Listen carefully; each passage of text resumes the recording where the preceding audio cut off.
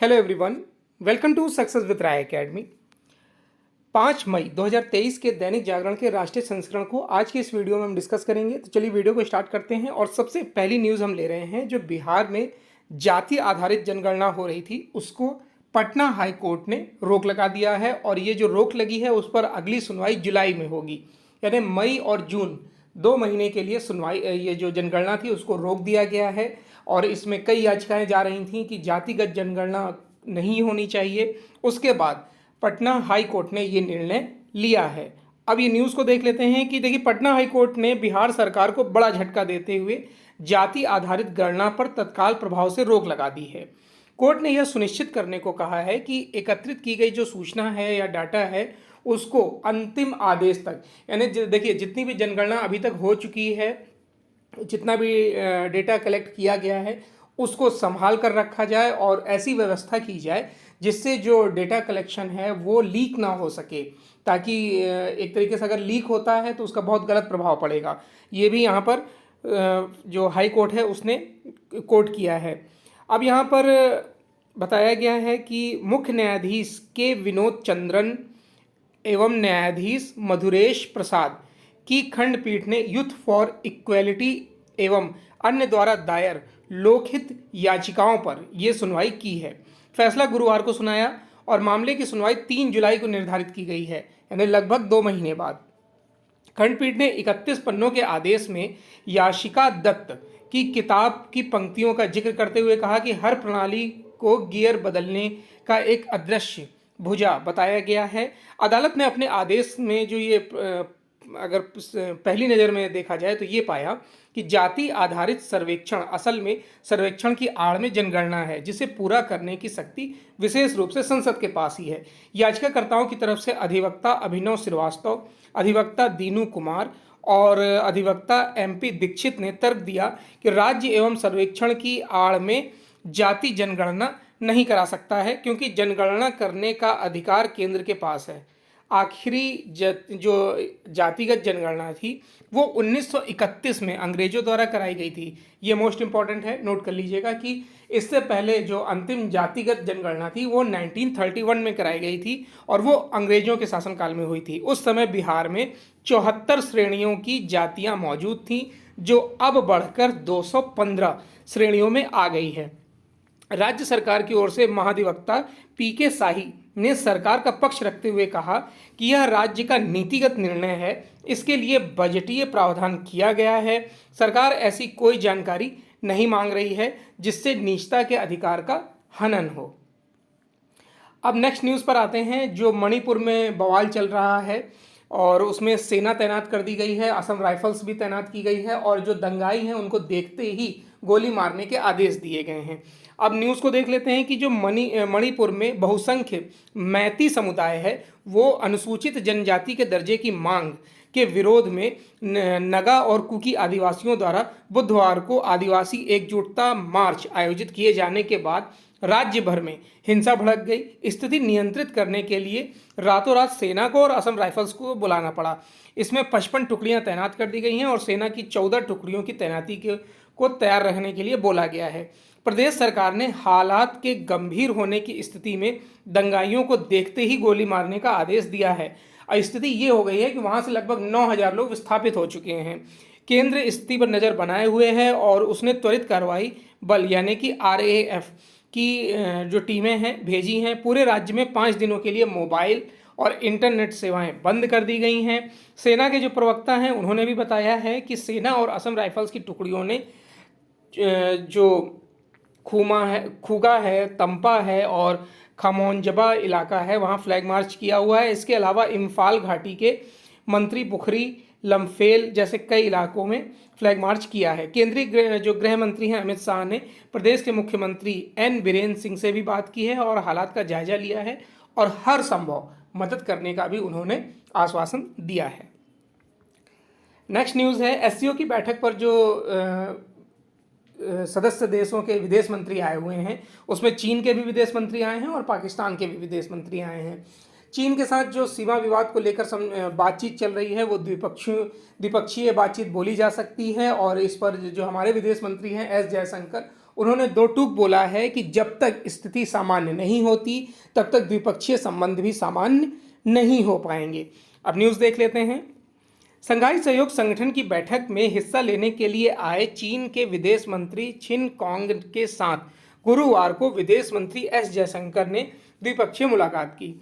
इस दौरान जयशंकर ने उन्हें फिर समझाया कि जब तक सीमा विवाद को सुलझा नहीं लिया जाता तब तक रिश्ते सामान्य नहीं हो सकते हैं। भारत ने ठीक 2 माह पहले भी यही संदेश चीन को दिया था। अगर हम बात करें 2 मार्च की, तो जयशंकर और कांग के बीच G20 के विदेश मंत्रियों की बैठक के दौरान ये बातचीत हुई थी। यही नहीं, ठीक 1 हफ्ते पहले रक्षा मंत्री राजनाथ सिंह ने चीन के रक्षा मंत्री ली सांगफू से भी यही बात कही थी। दूसरी तरफ चीन लगातार कह रहा है कि सीमा पर स्थिति सामान्य है, जिसे भारत स्वीकार नहीं कर रहा है। मई 2020 में पूर्वी लद्दाख में चीनी सैनिकों की घुसपैठ के चलते हुए टकराव के बाद दोनों देशों के बीच स्थिति तनावपूर्ण बनी हुई है। हालांकि इसके बावजूद दोनों देशों के बीच उच्च स्तरीय वार्ताओं का दौर जारी है। कांग और जयशंकर के बीच गुरुवार को मुलाकात 1 घंटे से ज़्यादा समय तक चली। इस बारे में जयशंकर ने भी ट्वीट करके कहा कि स्टेट काउंसलर और विदेश मंत्री छिन कॉन्ग के साथ मुलाकात के दौरान हमारे द्विपक्षीय रिश्तों के बारे में बहुत ही विस्तार से वार्ता हुई है। चलिए नेक्स्ट न्यूज़ पर आते हैं।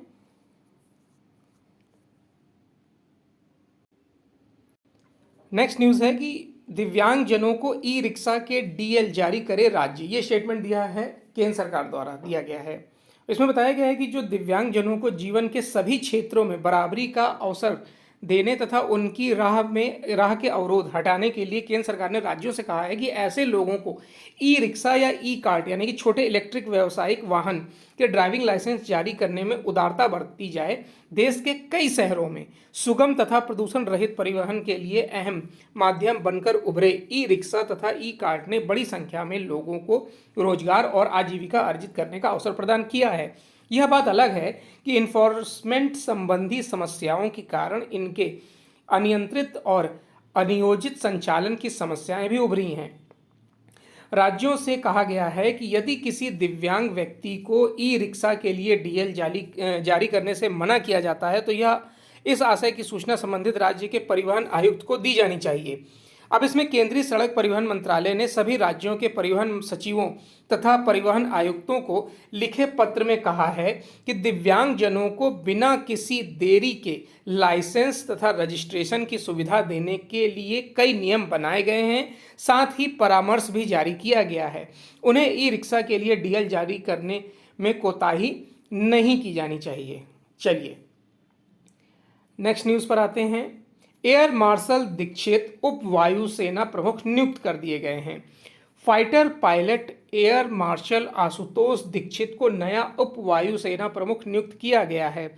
वह सेना में आधुनिकीकरण के प्रभारी होंगे। साथ ही वायुसेना में नई खरीद और आपातकालीन शक्तियों के तहत आने वाली सेवाओं के अधिग्रहण का काम भी देखेंगे। वायुसेना इस समय स्वदेशी तकनीक से बने LCA Mark 1A, LCA Mark 2 और उन्नत मध्यम लड़ाकू विमानों की खरीद पर विचार कर रही है। इससे पहले आशुतोष दीक्षित गुजरात में दक्षिणी पश्चिमी एयर कमांड में वरिष्ठ वायुसेना अधिकारी के रूप में कार्यरत थे। वह 1986 में वायुसेना में शामिल हुए थे। जो दीक्षित हैं वो वायुसेना मुख्यालय में अपने पहले कार्यकाल के दौरान वायुसेना के आधुनिकीकरण का हिस्सा रहे हैं। नेक्स्ट न्यूज़ है कि SCO के विस्तार में जुटा चीन, भारत भी साथ है उसके। देखिए, चीन की तरफ से शुरू किया और बाद में उसकी ओर से घोषित जो पोषित शंघाई सहयोग संगठन का विस्तार तेजी से हो रहा है। इसमें भारत भी सहयोग दे रहा है। गोवा में SCO के विदेश मंत्रियों की जो शुक्रवार को होने वाली बैठक में म्यांमार, UAE, बहरीन, कुवैत और मालदीव को वार्ता सलाहकार के तौर पर जोड़ने का फैसला लिया गया है। ईरान और बेलारूस को पूर्णकालिक सदस्य के तौर पर जोड़ा जाएगा। दोनों फैसलों पर जुलाई 2023 में SCO की शिखर बैठक में अंतिम मुहर लगेगी। इस तरह से अब SCO के पूर्णकालिक सदस्यों की संख्या बढ़कर 10 और वार्ता साझेदारों की संख्या 14 हो जाएगी। कालांतर में इन सभी वार्ता साझेदार देशों को पूर्णकालिक देश के तौर पर शामिल किया जा सकता है। विदेश मंत्री एस जयशंकर की अध्यक्षता में होने वाली इस बैठक में 15 महत्वपूर्ण समझौते पर सहमति बनेगी।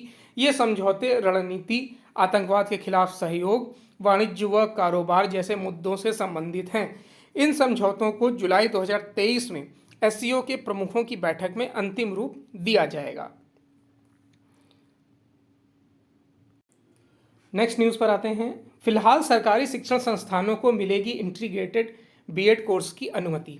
बीएड कॉलेजों की गुणवत्ता पर उठते सवालों के बीच 4 वर्षीय नए इंटीग्रेटेड बीएड कोर्स को लेकर शिक्षा मंत्रालय बेहद सतर्क है। वह अभी सिर्फ सरकारी शिक्षण संस्थानों को ही इस नए कोर्स को संचालित करने की अनुमति देने के पक्ष में है। यही वजह है कि राष्ट्रीय अध्यापक शिक्षा परिषद ने दूसरे चरण के पायलट कोर्स के लिए भी केंद्रीय और राज्य के विश्वविद्यालयों सहित राष्ट्रीय महत्व के संस्थानों से ही आवेदन मांगे हैं। इन संस्थानों से 31 मई तक आवेदन करने को कहा गया है। एनसीटीई का मानना है कि नई शिक्षा नीति के अनुसार शिक्षकों को तैयार करने की दिशा में यह एक बड़ा कदम है। ऐसे में जब तक यह कोर्स पूरी तरह परिपक्व नहीं हो जाता, तब तक इसे सिर्फ सरकारी और शीर्ष शिक्षण संस्थानों में ही चलाने की अनुमति दी जाएगी। पहले चरण के पायलट कोर्स के लिए देश भर के 57 शीर्ष सरकारी शिक्षण संस्थानों का चयन किया गया है। इनमें आईआईटी और एनआईटी जैसे संस्थान भी शामिल हैं। एनसीटीई के मुताबिक शीर्ष संस्थानों को ही इन कोर्स को चलाने की अनुमति देने से इसकी गुणवत्ता को कायम रखा जा सकेगा। जलवायु परिवर्तन की चुनौतियों के बावजूद खाद्यान्न में होगी वृद्धि। पिछले 6 वर्षों से भारत के कृषि क्षेत्र की वार्षिक विकास दर 4.6% से ऊपर बनी हुई है।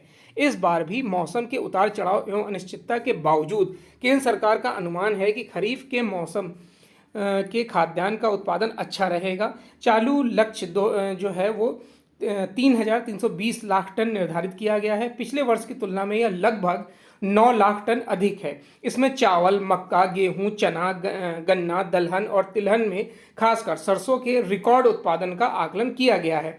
मानसूनी वर्ष का अनुमान एवं उत्पादकता में पहले के प्रदर्शन की समीक्षा एवं आकलन के बाद राज्य सरकारों से विमर्श के आधार पर विभिन्न फसलों के उत्पादन का लक्ष्य तय किया जाता है। चलिए नेक्स्ट न्यूज़ पर आते हैं। नेक्स्ट न्यूज़ है बिजनेस पेज से। बिजनेस पेज में हम पहली न्यूज़ ले रहे हैं जो गो फर्स्ट ने 9 मई तक रोकी सभी उड़ानें, 15 तक बंद रहेगी टिकटों की बुकिंग। अब संकट से जूझ रही है विमानन कंपनी गो फर्स्ट ने 9 मई तक अपनी सभी विमान सेवाओं को निरस्त कर दिया है। साथ ही 15 मई तक टिकट बुकिंग रोक दी है। नगर विमानन महानिदेशालय ने बताया कि उसने कंपनी को यात्रियों को टिकट का पैसा लौटाने या भविष्य में यात्रा के लिए उनके इस्तेमाल की अनुमति देने पर विचार करने को कहा है। नियामक ने यह भी कहा कि गो फर्स्ट द्वारा बिना किसी पूर्व सूचना के निर्धारित परिचालन को निलंबित करने से यात्रियों को होने वाली परेशानी को कम करने के लिए प्रतिबद्ध है। विमानन कंपनी ने 3 मई से 3 दिन के लिए अपनी उड़ानें निलंबित करने के फैसले के बाद डीजीसीए ने गो फर्स्ट को कारण बताओ नोटिस जारी किया था। चलिए नेक्स्ट न्यूज़ पर आते हैं जो है इंटरनेशनल पेज से। इंटरनेशनल पेज पर हमले और हत्याओं की ही न्यूज़ है। यहाँ पर देख लेते हैं। संयुक्त राष्ट्र में रुचिरा कंबोज ने सुरक्षा परिषद की व्यवस्था पर सवाल उठाया। संयुक्त राष्ट्र में भारत की स्थायी प्रतिनिधि रुचिरा कंबोज ने सुरक्षा परिषद की व्यवस्था पर सवाल उठाया है। उन्होंने कहा कि 5 सदस्यों को अन्य के मुकाबले बराबरी का दर्जा देकर क्या परिषद को समावेशी माना जा सकता है। वह future proofing trust for sustaining peace मुद्दे पर एक खुली बहस के दौरान सुरक्षा परिषद को संबोधित कर रही थी। उन्होंने कहा कि सतत विकास, समावेशी आर्थिक विकास और राजनीतिक प्रतिक्रियाओं पर ध्यान केंद्रित करने वाला व्यापक दृष्टिकोण शांति निर्माण के लिए महत्वपूर्ण है। कंबोज ने कहा कि हमें इतिहास से सीख लेने की जरूरत है।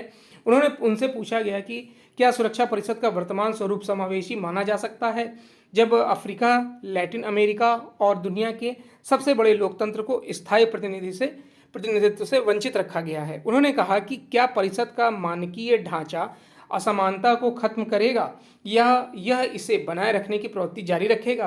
क्या हम किसी भी स्तर पर परिषद की प्रभावशीलता में विश्वसनीय रूप से सुधार करने में सक्षम होंगे? जबकि तथ्य सामने है कि परिषद में सुधार को लेकर दशकीय चर्चाओं को पूरा करने के लिए कोई समय सीमा तय नहीं है। चलिए, तो ये आज का 5 मई 2023 का दैनिक जागरण का राष्ट्रीय संस्करण था। आई होप आपको वीडियो अच्छा लगा होगा। अगर वीडियो अच्छा लगा हो तो लाइक और शेयर कर दीजिएगा। वीडियो देखने के लिए धन्यवाद।